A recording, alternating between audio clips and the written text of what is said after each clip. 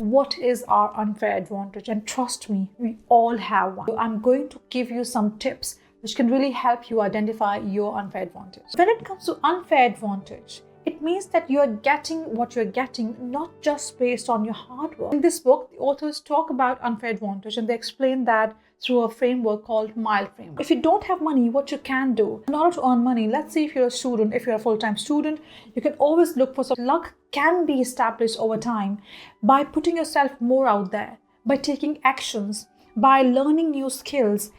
We interrupt this program to bring you... Would you believe me when I tell you that in order to get success in life, it's not just hard work which pays you off. There's so many other factors as well which play their role. Are you surprised to hear that? Well, you look around and see any successful projects, ideas, companies, brands, people, and you will see there's some commonalities behind all of the successes. Each one of them has something which is unique to them. And this is the topic of today's video. To understand what is our unfair advantage, and trust me, we all have one. And watch till the end, because towards the end of the video, I'm going to give you some tips which can really help you identify your unfair advantage. So for us to understand what does unfair advantage means, first of all, we have to really get into what is a fair advantage. For example, there's an entrepreneur who wakes up early in the morning, follows their routine, works 16 hours a day, 16 to 18 hours a day, and get what they are aspiring to get. Now, this idea or this recipe of success is pretty much something which one can replicate if one wills to. So if you want to do the same thing, if you want to wake up early in the morning, follow the same routine, somehow you can still replicate that idea. So that's kind of fair, right? And it's fair for this person to get everything they're getting because they're working really hard towards it. But when it comes to unfair advantage, it means that you're getting what you're getting not just based on your hard work, but there's so many other factors which are playing their role. It could be the privilege you are getting, it could be the family you're born in, it could be the money you got because of your family, it could be the people you know, or it could be any of those things. And while doing some research on that, I came across this book called Unfair Advantage by Ash Ali and Hassan Koba, and I really liked the ideas which they have discussed in the book, and I thought it's such a unique perspective to understand our skills and abilities. Why don't I share that with you in video as well? So what is unfair advantage? The combination of your skills, resources, your abilities, your circumstances, putting them all together, putting you in a position of privilege which others might not have. I know it's hard to believe sometimes when I tell you that, okay, what is your unique advantage? But trust me, it's just a matter of digging deep inside us to identify that. In this book, the authors talk about unfair advantage and they explain that through a framework called MILE framework, where M stands for money, I stands for intelligence, L stands for luck, E stands for education, and S stands for status. Let's look at each of these factors and see how each of these factors can really impact us in order to identify our unfair advantage. The first in the list is money. Now, money is a very controversial topic because each one of us have different views and perspectives about money. Yet, we all want to acquire money. Some of us are born in those families where you see money around you all the time, through your family, your parents. Some of us do not have the same privilege. Now, I know when you see the word money, you would think, well, what do I do if I don't have it? Because that's the first thing where our mind goes to. If you don't have money, what you can do? You must have heard this English phrase where it says, necessity is the mother of invention. And in business studies, we refer to as frugal innovation, where you don't have enough money, but you have the idea. So you think of ideas how to make the best of the limited amount of money you have. And while doing research for this video, I came across this very unique idea where people in India have created this fridge which runs without electricity. So this fridge, which is made of clay, they're using this ancient times philosophy to keep their things cool enough in this clay-made refrigerator. Now you see, even they didn't have the money, yet they were able to do something without it as well. And that's what I mean by necessity is the mother of invention, because when you don't have enough money, you always try and find a creative way to do the same job as somebody would do the money. Money also brings a lot of problems. The reason why I say that, because I have seen people who have lots of money, but they really take it for granted And that money makes them complacent because they don't want to do much since they already have the money. Now, if you don't have money, what you can do in order to earn money, let's say if you're a student, if you're a full-time student, you can always look for some part-time jobs. If you're working full-time already somewhere, you can always take some small gigs where you can work on ad hoc projects which would give you some money on the side.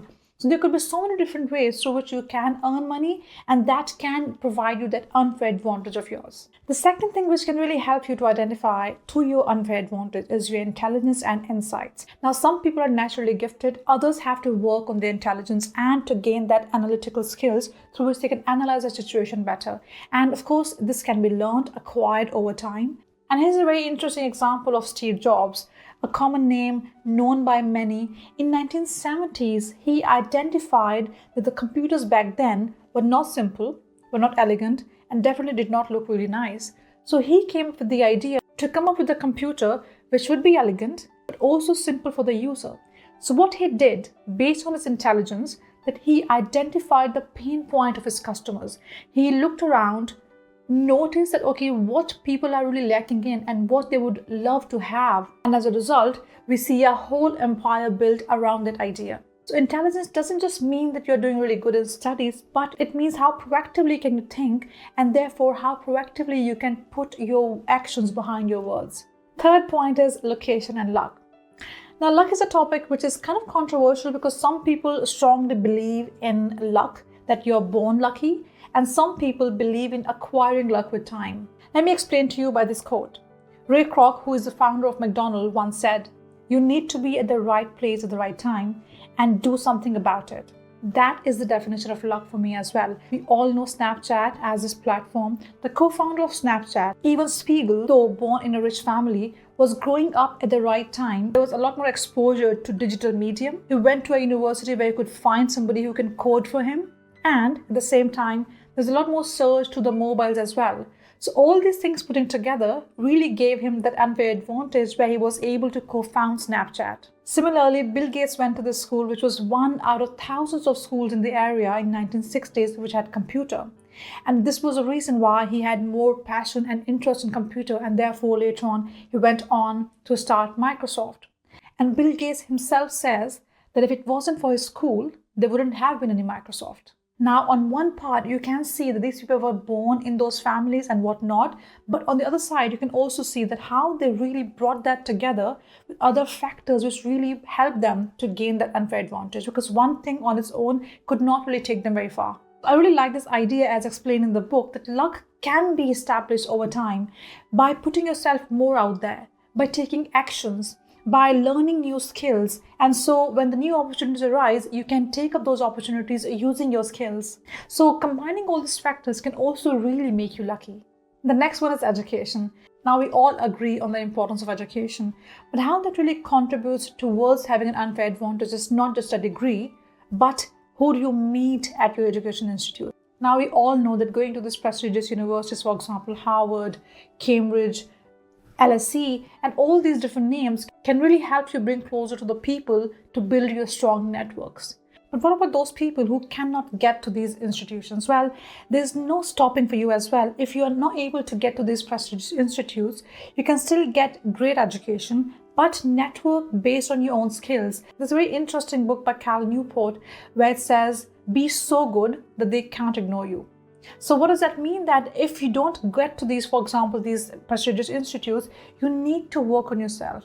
You need to see how you can improve your existing skills. You need to see how you can learn new skills. For example, these days, there's a lot more about copywriting, coding, and so on and so forth. So make yourself so strong that you can create your space yourself without having the attachment of these institutions. For example, I recently have started something new as well, where I'm learning to code in Python. Now, that's something which is absolutely outside of my comfort zone.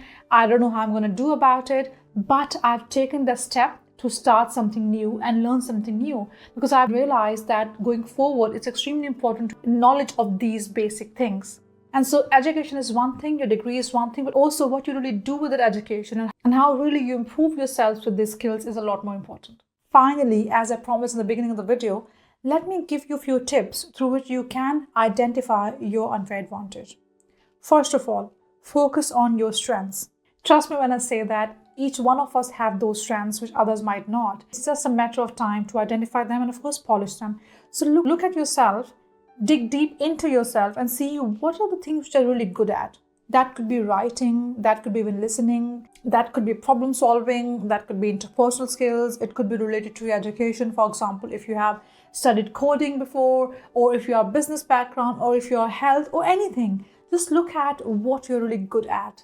Alongside how you can really combine that with the resources you have. And there you go, you have your unfair advantage. Secondly, network strategically. Now, I know each one of us is different and some of us find it very hard to network, but every single time you're meeting people, always in your mind, think about getting some inspiration from them, learning from them, helping them so that they can help you as well in return, sharing your aspirations with them so that they can help you with that too.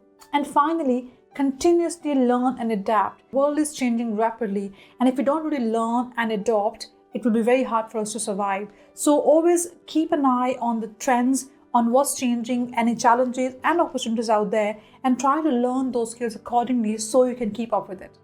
Well, this was it. I really hope you found this video helpful. Don't forget to share in the comment section what is your unfair advantage. Until next video, take care. Bye.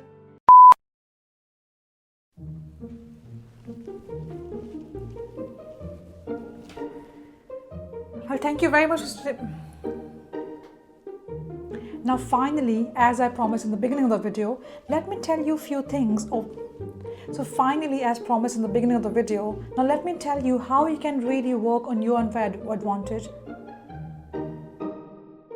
Trust me when I say that each one of us possess some strengths which others might not have, because